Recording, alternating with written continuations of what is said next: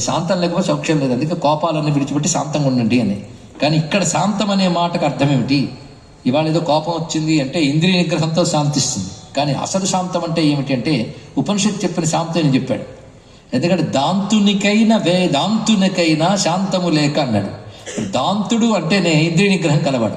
కానీ కోపాన్ని నిగ్రహించుకోవడం అనేది దాంతంలో భాగం. మరి అక్కడ శాంతం అని ఎందుకన్నాడు?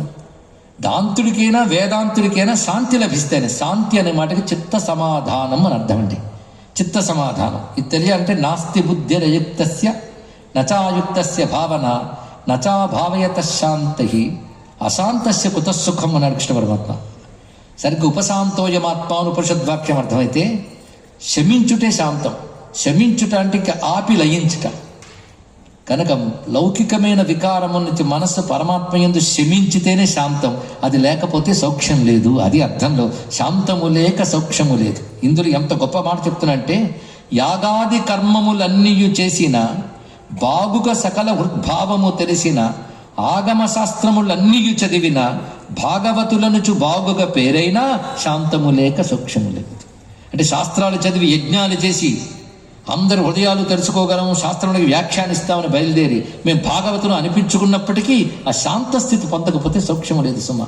దారసుతులు ధన ధాన్యములుండిన సారకు జపతప సంపదలుండిన శాంతము లేక సౌఖ్యము లేదు. జీవితంలో పరమార్థం కుటుంబాన్ని పెంచుకోవడం, ఆస్తులు పెంచుకోవడం అన్నారు. ఇవన్నీ పెంచుకున్నా వాటిలో సౌఖ్యము లేదు. ఆ విషయం పెంచుకున్నాక తెలుస్తుంది. కానీ అవన్నీ పెంచుకుపోతుంటే శాంతం లభించదు, ఉందని భ్రాంతి ఉంటుంది. కానీ అసలైన సౌఖ్యం శాంతంలోనే ఉంది. కానీ అటువైపు ఈ శాస్త్ర విద్యలు పెంచుకున్నా, సంపదలు పెంచుకున్నా, మమకారాలు పెంచుకున్నా లేదయ్యా. రాధాధిరాజ శ్రీ రాఘవ త్యాగరాజ వినుత సాధురక్షక తనకు శాంతము లేక సౌఖ్యము లేదు. చిత్త సమాధానమే శాంతము. అర్థంతో ఇది భావించవలసిందే. ఇలాగ ఎన్నెన్ని కీర్తనలు ఎన్నెన్ని భావాలతో చెప్తారంటే ఆయన మనం చేయవలసిన దానిలో సంసారంలో ఉన్నాం కదా, ముక్తి ఎలా పొందుతాం? సన్యాసం లేదు, ఏమీ లేదు అంటే సంసారులైతే నేమయ్యా. ఒక కీర్తన ఏమి ఎత్తుగడ. సంసారులైతే నేమయ్యా సికిపించావతంసుడు ఎదుటనుండగా. సంసారులైతే నేమయ్యా సికిపించావతంసుడు ఎదుటనుండగా అంటే నెమలి పింఛను దాల్చిన కృష్ణుడిని ఎదురుగుండా ఉంటే అయ్యో సంసారంలో ఉండేమే అని బాధపడతావేంటి అంటే ఎదురుగా కృష్ణుడిని చూడు చాలు, ధరించిపోతావు. సన్యాసించక్కర్లేదు. భగవంతుడిని ధ్యానిస్తే ఎక్కడున్నా ధరిస్తావు. అది ఇందులో చెప్తున్న భావం. అది అలవాటు చేసుకో. హింసాదులెల్ల రోసి హంసాదుల గూడి ప్రశంస చేయొచ్చు ఏ ప్రొద్ది కంసారిని నమ్మువారు సంసారులైతే నేమయ్యా. ఏం అందమైన మాటలండి ఇక్కడ.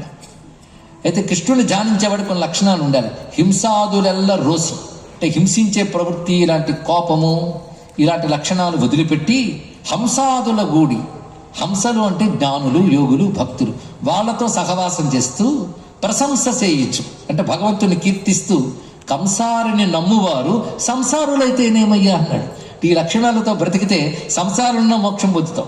ఎందుకంటే జ్ఞాన వైరాగ్యములో హీనమైనట్టి భవకాననమున తిరుగు మానవులు సదా ధ్యానయోగయుతులై నీ నామము పల్కుచు నానా కర్మ ఫలము దానము చేయువారు సంసారులైతే నేమయ్యా. ఒక్క మాటలో ఎంత చక్కగా చెప్పారండి.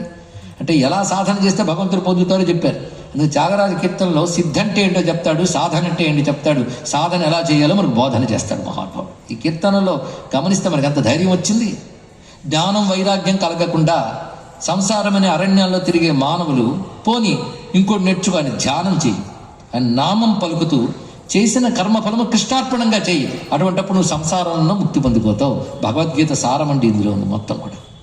భాగవతుల గూడి భోగములెల్ల హరికే కావింపుచును వీణాగానముతో ఆగమచరుని శ్రీరాగమున పాడుచు త్యాగరాజునుతిని బాగుగా నమ్మువారు సంసారులైతేనేమయ్యా సిగిపించావతంసుడు ఎదుటనుండగా అంటూ అంత చక్కగా చెప్పారండి ఈ కీర్తనలో. కనుక ఎక్కడున్నప్పటికీ పరమాత్మను పొందవచ్చు, పొందగలమని ధైర్యాన్ని ఇస్తూ ఆ భగవంతుని ప్రార్థిస్తూ ఆయన కోరుకున్నది పక్కాల నిలబడి కొలిచే ముచ్చట బాగా తెల్పరాదా. ఈ మాట ఎక్కుచేటప్పటికల్లా ఆ రాముడు పక్కన ఉంటూ ఆయన కొలుస్తున్నారంటే ఎంత భాగ్యం. ఎలా ఉంటుందంటారు రాముడు పక్కన ఉంటే? ఎవరికి తెలుస్తుందండి? పక్కన ఉన్న వాళ్ళకి తెలుస్తుంది. కానీ ఎలా ఉంటుందండి రాముడు పక్కన ఉంటే అంటే మనం ఏం చెప్పగలమా? అందుకే రాముడికి ఇరుపక్కలు ఉన్న వాళ్ళు పట్టుకున్నాడు. మన రామచంద్రమూర్తిని చూసినప్పుడు ఒకవైపు సీతమ్మ, ఒకవైపు లక్ష్మణస్వామి. లక్ష్మణస్వామి దగ్గర కూర్చుని హనుమత్ స్వామి కదా. వాళ్ళు రాముడి దగ్గర ఉన్నప్పుడు ఎలా ఉన్నారో పరిశీలిస్తే అసలు అక్కడ దగ్గర ఉండడానికి ఏ భాగ్యం చేశారు, దగ్గరుంటూ వాళ్ళు ఏం చేస్తున్నారు అనేది ఆరాధిస్తున్నారండి కీర్తనలో. ప్రక్కాల నిలబడి, ఈ కీర్తన నేను పాడను, పాట విన్నారు కనుక మనసులో తలుచుకోండి. త్యాగరాజ కీర్తన గొప్పతనం ఏంటంటే ఆ పాడే పద్ధతిలో కనబడుతుంది. ప్రక్కాల నిలబడి అనే మాటలో ఆ నిలబడి అనే మాట నిలబడుతుందండి, అలా ఉంటుంది ఆయన రచన. ప్రక్కాల నిలబడి కొలిచే ముచ్చట బాగా తెల్పరాదా. ఎందుకంటే పక్కన నిలబడితే స్వామి ముఖాన్ని అలా చూస్తూ ఎంత ఆనందిస్తారు. ఎటువంటి ముఖం అది? చుక్కల రాయని గేరు మోము గల సొదతి సీతమ్మ సౌమిత్రి రామునికి ఇరుప్రక్కల నిలబడి కొలిచే ముచ్చట. చుక్కల రాయని గేరు మోము గల, చుక్కల రాయని చంద్రుడు, చంద్ర సమానమైనటువంటి ముఖం కలిగిన సీతమ్మ, ఆ పక్కన సౌమిత్రి రామునికి ఇరుప్రక్కల నిలబడి ఎంత ముచ్చటగా ఉన్నారో ఆ ముచ్చట తెలియాలి. తనువుచే వందన మనరించుచున్నారా, చనవున రామకీర్తన చేయుచున్నారా, మనసున తలచి మైమరచియున్నారా, నెనరుంచి త్యాగరాజునితో హరిహరి మీరు ప్రక్కల నిలబడి కొలిసే ముచ్చట. అంటే పక్కన నిలబడ్డప్పుడు పక్కనున్నాడు కానీ నమస్కారం చేస్తూ ఉంటారా, లేక పక్కన చూస్తూ రామా రామా నా నామమును పలుకుతూ ఉంటారా, ఆయన చూస్తూ మనసులో మైమరిచిపోతున్నారా, ఆ ముచ్చట ఏదో చెప్తారా అని వాళ్ళిద్దరిని అడుగుతున్నాండి. అన్నప్పుడు ఆ భావన ఎంత తాదాత్మ్యం. రాముడిని చూస్తే నమస్కరించకుండా ఉండలేరు, అంటే ప్రక్కన ఉన్న వాళ్ళు మాటి మాటిగా నమస్కరించుకుంటున్నారు. అంటే తనువు చే వందనము. రెండవది చనువుతో ఆయన నామాలు రామ రామ రామ అని ప్రేమగా పిలుస్తున్నారా, అంటే వాక్కుతో కీర్తన. మనస్సుతో ఆయన చూసి తలంచి మైమరచిపోతున్నారు. మనస్సుతో అంటే త్రికరణాలతో ఆయన కొలుచుకుంటున్న ఇరు ప్రక్కలో ఉన్న మీరు ఆ ముచ్చట కొంచెం నాకు వివరించవద్దా అని అడిగాడు. ఎంత తాదాత్మ్యంతో అడుగుతున్నాడు చూడండి కీర్తన. తనకు తెలిసినట్టు అనిపించిన దాన్ని మన అనుభూతిలోకి తీసుకెళ్తే ఎంత గొప్పగా ఉన్నది. అలాంటి ఆయన పంచరత్న కృతులు